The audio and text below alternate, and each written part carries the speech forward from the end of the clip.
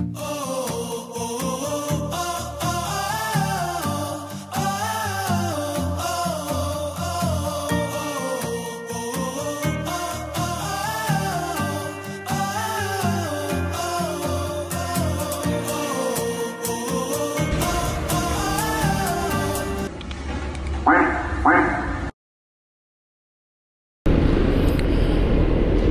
morning guys, ito na naman.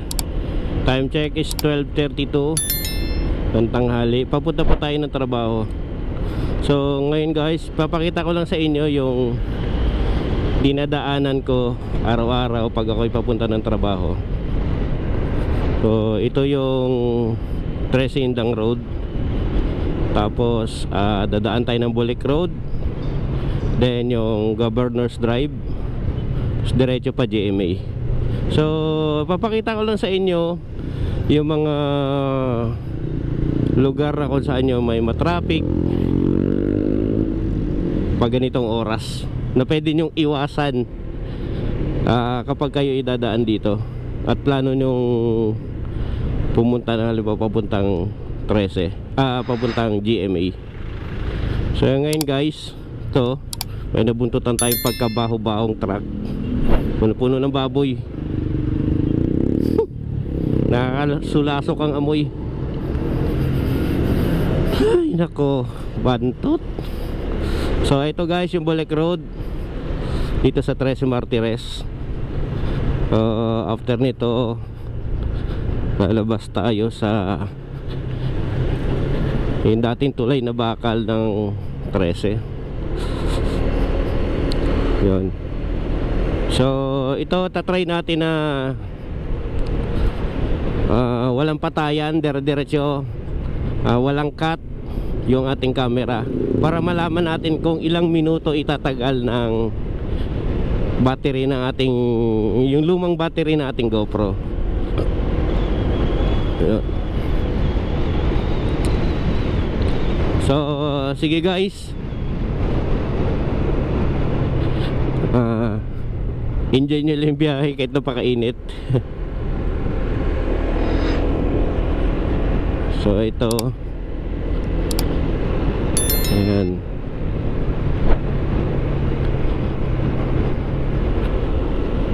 So sa akin trabaho po nito guys, almost 5 years na rin ako sa trabaho na to. Driver po ng ambulansya, sa government hospital. So bago pa ako dito, dami ko pinagdaanan. Naging medrep ako ng ilang taon, na every 6 months napipinis contract, or kung hindi man, ako mismo yung nagre-resign. Kasi kailangan ng kota-kota bells kapag ikaw ay medrep o medical representative. Yun, shout out sa mga napasukan ko trabaho, sa mga naging boss ko,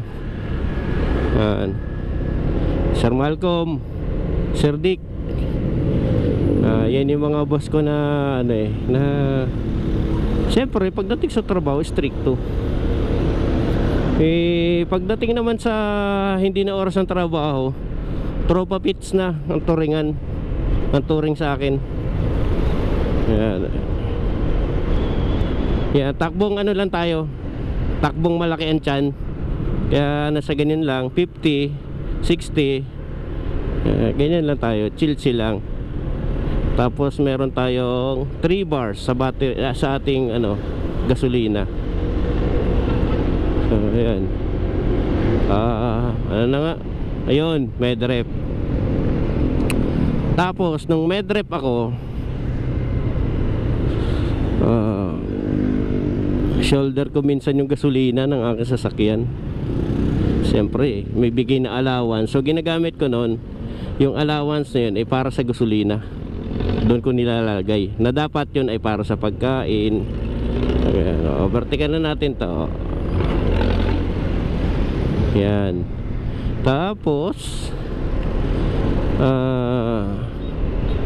laging area ko before ay Upper Cavite, and then sa ibang company naging Lower Cavite naman. So noong mga panahon na yon, ayos naman ang ano, kumbaga medyo enjoy ko lang naman yung biyahe, yung aking pagko-cover. Marami pang ano eh, may mga pagkakataon na may pagkakataon na ano, nagagalit sa akin yung doktor kasi sinasabi niya sa akin hindi daw ako prepare sa aking ano, hindi daw prepare sa aking gamot, sa aking produkto na pinopromote sa kanila. Pero hindi nila alam yun, kaya naman nagkakaganon. Sobrang nervyos, sobrang kaba. Alam mo yung tipong ano, mag-i-English ka, tapos dahil sa sobrang kaba, no, utal-utal yung English mo, ganun. Kaya nakakatuwa nga yung panahon ngayon eh, ng mga Gen Z. Tapos yung mga bata ngayon, yung mga 7 years old, napakagaling na mag-in-English. Muntalan dati, no, ako i-interviewin, kailangan ko pa ng piso o 2 piso. Alam nyo kung saan nilalagay yung guys? Dito, yan o, dyan. Lalagay dyan para mawala yung nervyos mo. At ang totoo nun kasi, kaya mawala ang nervyos mo, nagpo-focus ka sa paa mo, merong nakaipit doon na piso. Diba guys? Siguro relate naman din yung mga naniniwala sa ganong ano dati, ganong anong tawag doon, ganong pakulo ba o orasyon. Ganon. So ngayon, ito ngayon, medyo okay naman ang trabaho kasi sa totoo lang madali talaga yung trabaho. Tapos hindi mo kailangan ma-toxic, kahit alam mong may mga ibang tao na nagpapaka-toxic, tapos idadamay ka sa katoksikan nila. Marami yan. Kung sino ka man, kilala mo na yun. Kilala mo na yun, ikaw sinasabihan ko. Ayun, pero sa akin, sabi nga ng asawa ko eh, mga ganyang klaseng tao, papanalangin mo na lang sila. Baka may pinagdaraanan din eh, yung way ng kanilang pag ano ng problema nila, pag release ng mga problema nila, tinotoxic yung mga kasama. Di ba?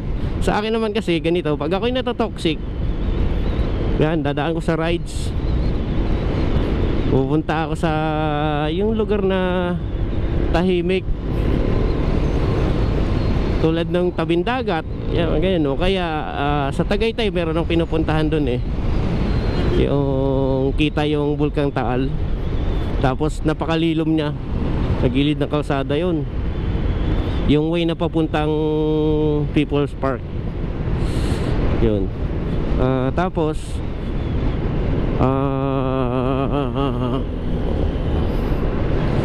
kapag ganun yung ginagawa sa inyo ng ano, huwag nyo na lang pansinin, kasi sa totoo lang talaga matotoxic lang kayo.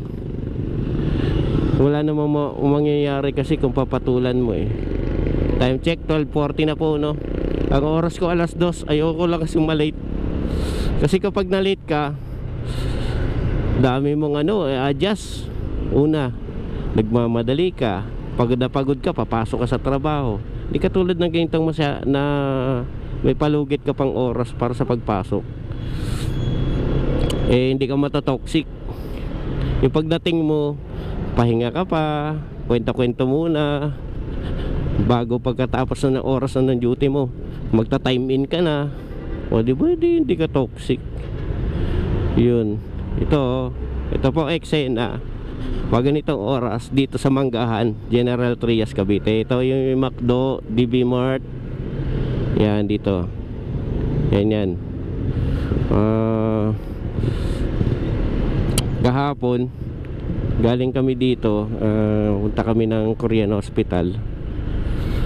Dala yung ambulansya kasi nga naka-duty ako.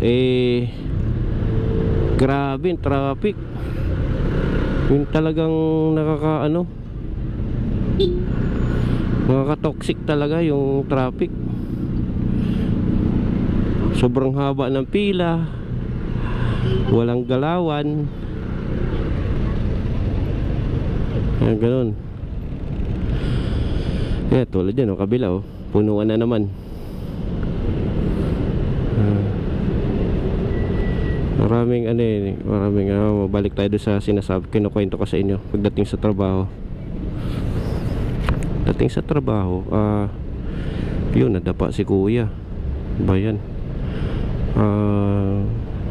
Dami pinagdaanan na sabi ko, ito na yung masasabi ko sa sarili ko, ito na yung pinaka okay na trabaho para sa akin. O kahit nasabihin natin na graduate ako na 4 years grad, tapos driver ambulance, sa tingin ko okay na rin to kasi di ako toxic. Enjoy mo yung trabaho mo, tsaka may time ako para sa family ko. Ganun. Hindi katulad nung dati, nanakaw ka ng oras para lang magkaroon ka ng time sa family mo. Tapos minsan magtatawag sila ng meeting. Imagine, Sabado, Monday to Friday yung pasok, ta Sabado may meeting. Hindi katulad dito, okay na dito. Hindi ko nung inaano yung mga medrep, so sa akin, yun lang yung masasabi ko, yung masishare ko. Sabi ko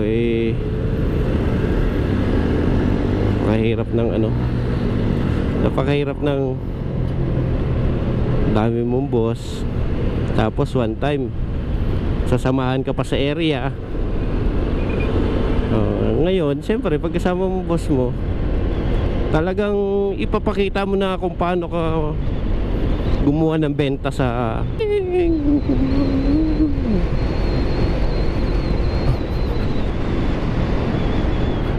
tapos dahil mainit, hindi tayo sasabay sa kanila, dito lang tayo banda kasi nga mainit.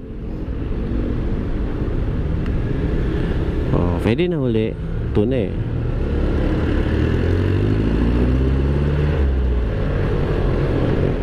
chill-chillan tayo. Yan, ito na yun ito na yun,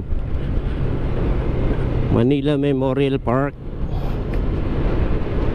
Pero ngayon hindi na Manila Memorial Park yung nakalagay na pangalan Ayan ayun pa rin, MMP Premier, tapos Paz Memorial Chapel, Manila Memorial Park, Dasmariñas.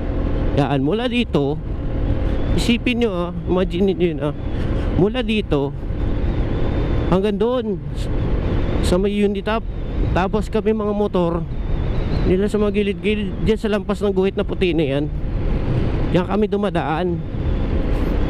Lahat ng motor kasi dito, wala nang galawan dito.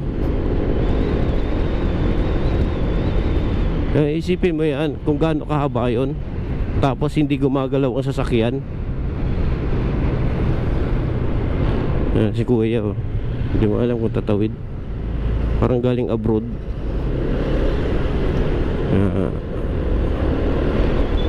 Dito yan, siksikan yan dito. Basta yung labas ng puti na yan, pipilitin yan, daanan hanggat pwedeng daanan ng motor. Yan, dito traffic. May iba na nga nagka-counterflow na doon sa kabila Yan, dyan nagka-counterflow yung mga paliko na Island Park. Dito wala talagang galawan, tiyagaan talaga, diskartihan. Nakakatawa lang sa mga nakamotor, nagbibigayan pag traffic, pero pag hindi traffic, nag-aagawan. Yes, sounds. Buli natin yung may sounds.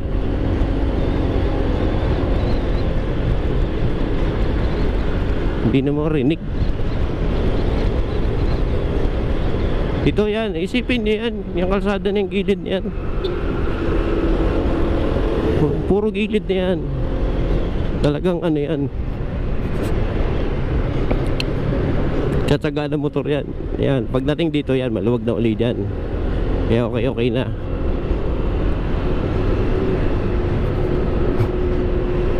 Layo-layo rin yun, mula doon sa Manila Memorial Park hanggang dito sa may Unitap.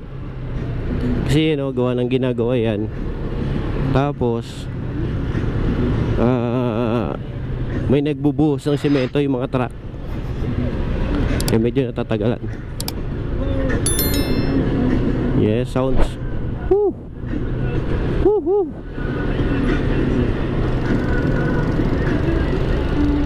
Shout out kuya, kahit mainit, sound trip lang.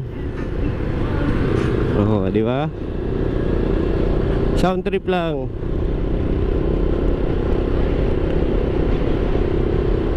So, itong video na to guys, hindi ko alam kung i-upload ko to o hindi, kasi parang wala namang hindi ko alam kung anong ng content na to. Ano yung kwento? Nagkukwento habang bumibiyahe. Ay pala si Kuya.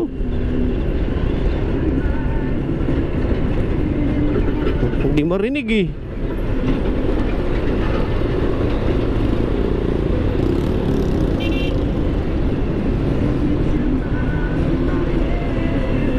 Bilis naman ni Kuya.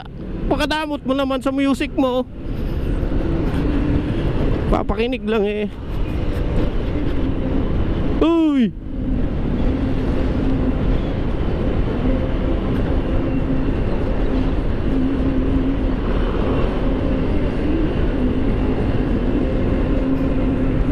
Yo, may natapon na gaw-gaw.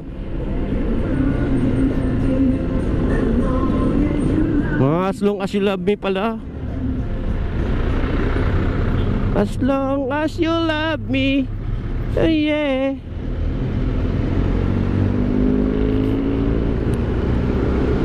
Wala na. Dito napakainit. So ito guys, may daan pag papunta ka ng GMA District Hospital. Pwede doon sa may Petron. Pero ako kasi dito pala ako sa BPI, liliko na ako eh. Kasi doon medyo may congestion doon, no? Kasi gumana na uli stoplight. So pag liko nyo dito, after nyo may fuel oil dito, kanan uli dito. Lupit ng mga tricycle dito, yung kanan nasa kaliwa. Yan. Tapos after ng fuel oil na yun, yung unang kanto dito pa kaliwa, ito yung papunta terminal eh. Yan. Liliko tayo dito. Yan.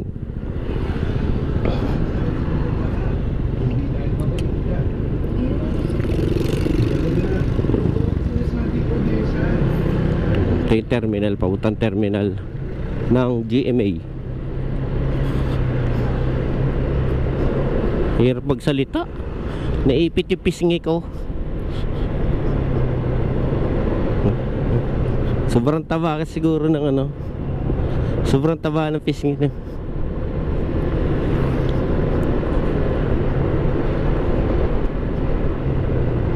Kasi size to eh, large.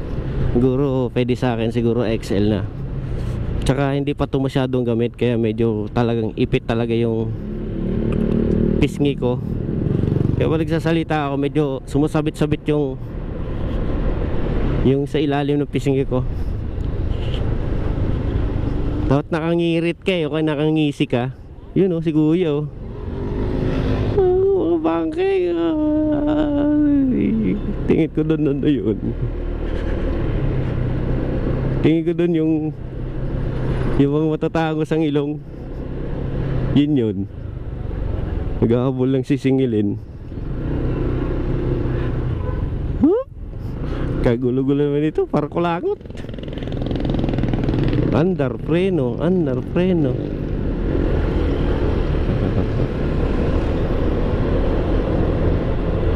Yan, yun na tingnan natin. Habulin natin dyan, mga kapatid. Sugod Habibi. Habibi nga to.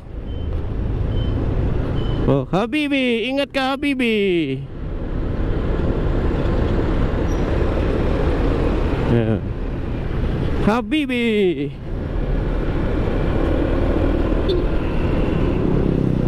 Oh, di ba? Habibi. Shout out sa iyo, Habibi. Kota na ba ang nasingil? Maka-order nga ng suin. Kaya lang kasi ako yung ano eh, yung 6 100 plus na brief. Ganun yung order ko eh. Tapos yung medyas, yung 12 peraso 100 plus din. Ayan o. Sa sapatos naman 100 plus din. Diba? 100 plus. May sapatos ka na. Oh, eto 100 plus din. Yung mga nakakariton 100 plus. Ito mahal-mahal to. 100 plus din pala. Kala ko mahal. Iba pala yung nabili ko na yun. Yung tig 200. Ano to? Kicks E-Power. Ito electronic. Ito guys oh, Nissan Kicks tapos E-Power. Electronic siguro yan. Oh guys, dito na tayo sa GMA District Hospital. Oh.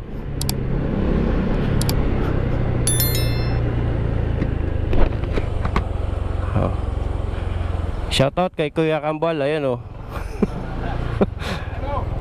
Tapos si kay Jun naka-live. Kasi paborito nating gwardiya oh. Shout out. Si ano, si Hermoso. So guys, dito na tayo. Tapusin ko na video ngayon. Thank you.